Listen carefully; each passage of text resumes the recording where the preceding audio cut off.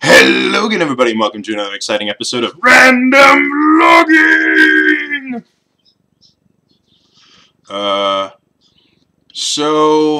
First things first, I made a vlog last week talking about how I was moving D&D Recap from Thursdays to Mondays to give me a better chance to actually put it out every week and have enough time to film it and edit it and everything like that. And for those of you that have been paying attention, you may have noticed that there was no D&D recap on Monday. So that plan kind of failed. Kind of.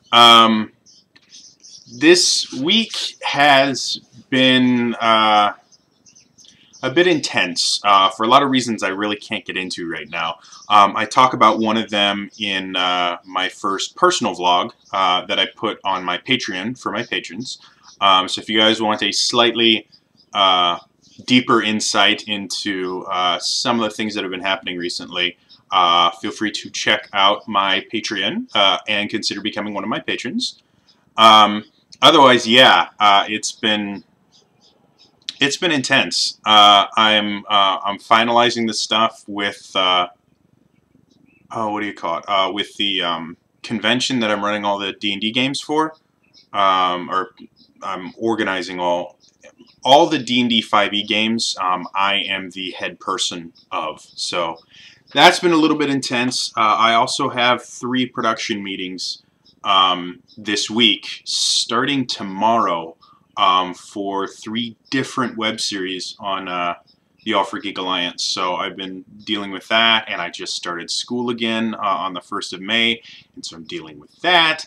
And overall, it's been intense, to say the least. And so I just decided that, combined with some health issues, I just decided that it was in my best interest to delay D&D recap just for another week to really focus on getting myself back to a decent, healthy level. I've also been kicking around the idea, and I think I'm going to go with this, that D&D D&D recap, let's try and keep this straight. D&D recap, I think I'm going to do an every other Monday thing. Just to make things a little bit simpler on me, and to be honest, each game I play is it's a 2-hour session that involves a lot of role playing that doesn't make it up onto doesn't make it into D&D recap, just because it would be way too long, and a lot of it is just me giving them plot information, or battles that take, like a single battle when you have like an 8 or a 9 person table, which is what I've been running recently. A single fight can last 30 or 40 minutes, when on screen it'll only last 20 or 30 seconds. So I'm thinking of doing D&D recap as an every other thing now, just because, again, it takes a little bit of the production pressure off me, and I think it'll work a little bit better. It'll let me make some episodes that are slightly longer, not by a whole lot. Like, I'm still looking at like that 5 to 10 minute cap tops. But it'll let me kind of pick and choose the most entertaining moments, as opposed to filling up with just random stuff that you guys wouldn't be interested in hearing, just to make it fit into the 5 to 10 minute slots. So yeah, that's kind of what's happening. Other than that, yeah, it's been absolutely intense recently. I might as well talk about this. I'm not going to get another chance to, and I'll forget it by the time I do. So there was, what is it? Misericordia University. Some university in Pennsylvania. There's a nursing student that is suing the school based on her disability. Because she has, I think it was anxiety and depression. It's a thing that popped up in my news feed literally like an hour or so before I started recording this, and it really made me start thinking. So when I was in college the first time, that was when I was initially diagnosed with depression and anxiety, and I I went to the disabilities office to speak with their disabilities rep to get some accommodations made, because federal law states if you declare your disability, they're required by law to make accommodations so that you have the same chance to succeed as the rest of your peers that don't have your disability.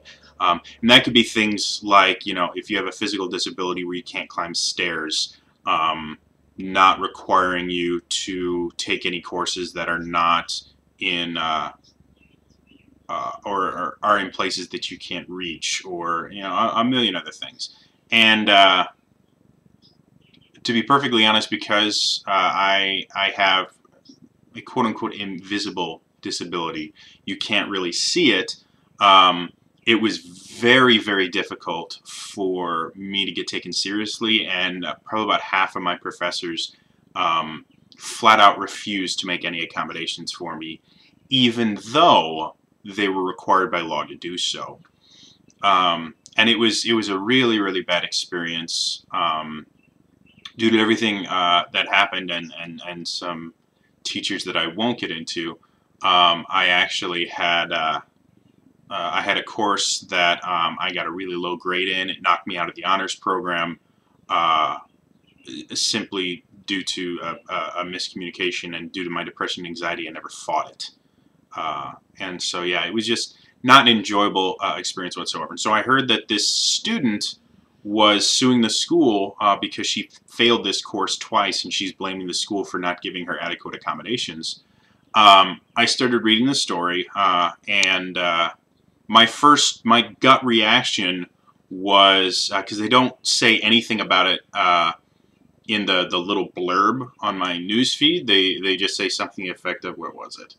Nursing student reportedly sues school after failing classes 2 times. And my first thought was, wow, it's probably just this kid's like, well, I spent all this money and I should be able to get a degree, and it's not fair that I'm not that I'm not getting a degree.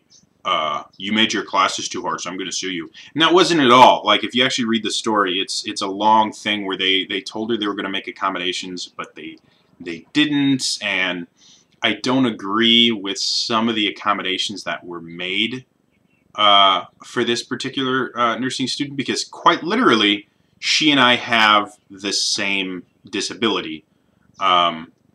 We both have depression and anxiety, and I think she had one other thing. But the accommodations that she requested were so far beyond anything that I requested. And even, like, the only thing I requested when I was in college was attendance policy exceptions. Because I told all my teachers, I'm like, hey, this depression and anxiety makes it very, very difficult for me to motivate myself to get to classes all the time. I'm not asking for easier testing. I'm just asking that anybody that has an attendance policy give me a little bit extra leeway. It's not that I'm not going to do the work or anything. It's just going into a room full of people on certain days, or having to go out in public on certain days, is insanely difficult for me. And about half my teachers told me flat out, and I guess it sucks to be you, because I'm not changing my policies. I actually had one person that said, well, maybe you're just not right for college. Maybe, maybe you shouldn't be in college, which messed with my head massively. So I can understand how difficult it is when you have an invisible disability to get the accommodations that you are entitled to, so that you can still succeed. So I understand that aspect, but some of the accommodations that were made, she was allowed to take her test in a different place because being around all those other people was too stressful for her. So she got to take her test in a quote-unquote stress-free environment. She was actually allowed to ask questions during the test of the professor. And there were a bunch of other things, like she requested that she could still have the test in the same building where everyone else was taking the test, just a separate room, and they denied her that. They also, the lawsuit is basically claiming that they treated her differently than the other disabled students there. which from what I've read is not completely beside or completely without the uh, uh, it makes sense. From what I'm reading there, it looks like that's what happened, is they treated her a little bit differently, which happens often with these invisible disabilities, is that we get treated very differently due to people not understanding the disability, due to people thinking that we're just faking it, or that we're just not trying hard and expecting everyone else to bend over backwards because we don't want to. And that's not it at all. However, like I said, there's a large difference between saying, hey, listen, you know, I can't take a test in a room with other people. That to me is pushing the envelope a little bit. And then going to the fact that, well, I need to be able to ask my professor questions while I'm taking the test. To me, that goes just beyond that step of accommodation to, I guess, almost enabling. Especially since this is a nursing student. I don't know how many of you know what nursing programs are like at colleges, but they're intense. They're incredibly intense. Nursing students in general work harder than just about anyone else on campus. And the reason they do that is because nurses work their asses off. Nursing is an unbelievably stressful profession. And it's also a very thankless profession. Like, everybody talks about how amazing doctors are and things like that. And I'm not saying that they're not, but nurses kind of get swept under the rug a lot. Simply because they're not the ones that are actually performing the surgery, or they don't, you know, they don't have the 8-year degree. Sometimes I'm actually not sure if you can get a doctorate in nursing, or if you just become a doctor at that point. But yeah, doctors are very revered, and nurses are kind of shit on, to be honest.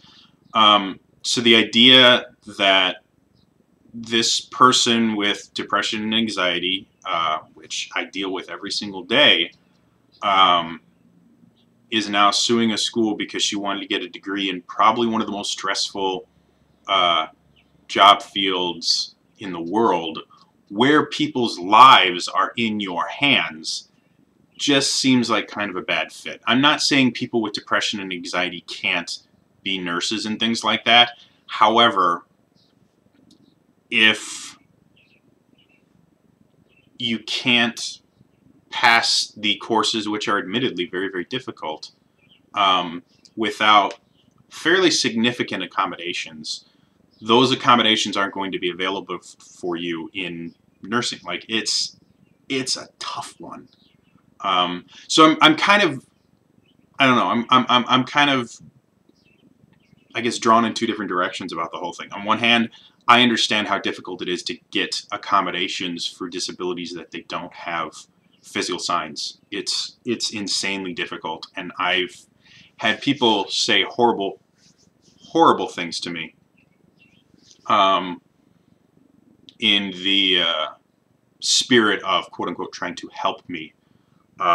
So, you know, I can understand that, but on the other hand, I kind of feel that in this particular case, you know, the fact that the only way that she felt that she could pass this test was to be able to ask questions in the middle of the test. I've never had a single test ever where I've been able to do that. I think that's kind of, I don't know, beside the point. I mean, the purpose of the test is to find out what you know, not find out what you can figure out. And I'm not a big fan of testing in general. I think it's a poor way to measure competency in general, because, to be honest, if you know how to take tests, you can pass courses that you don't know anything about, simply because you know how standardized tests are created. So yeah, it's an interesting topic. I wanted to talk about it on here. If you guys have any opinions, comments below. Yeah, sorry this is a little bit long, but I really wanted to get into that. So again, that's all for me today, and I will see you guys probably Monday for some D&D High. All right? Bye-bye!